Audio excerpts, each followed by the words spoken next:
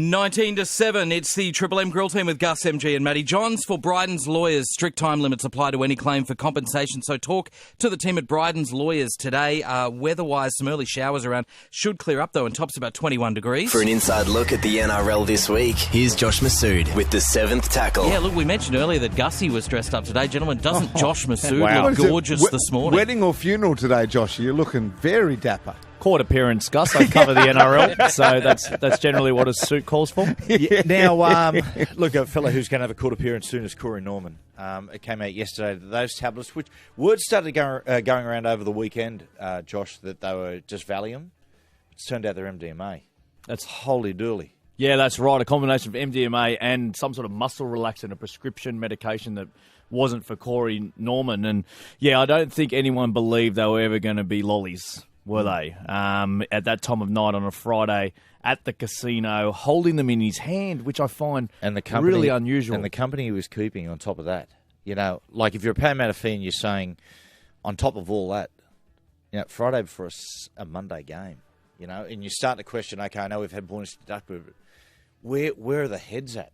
You know, well, the sequence of stupidity is quite incredible, and the fact that it was never broken at any point on Friday night, or when Junior Paulo posted that photo, which I probably think is the number one act of stupidity of all this, is just breathtaking. I spoke to Brad Arthur last night. He's just at wit's end. He's absolutely at wit's end. He's maintained he will support Corey Norman through this, but Brad Arthur has an awful decision to make now recruitment-wise, because this court process could take around 6 months.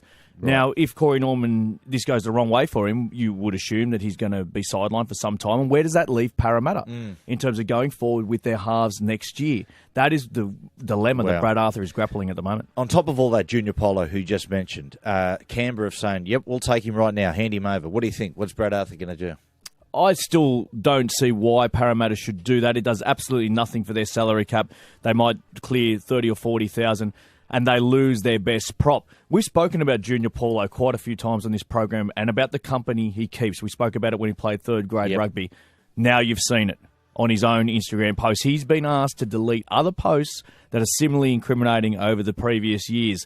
That's the reason why he signed with Canberra, but I don't think going there early or 3 months earlier than he's going to have to. That's just a play from Canberra to try and make the finals. I think he's taken his Instagram thing right down now. He's not even posting, which is probably a really good start for someone. Might be on like MySpace. My face. Sit on my face.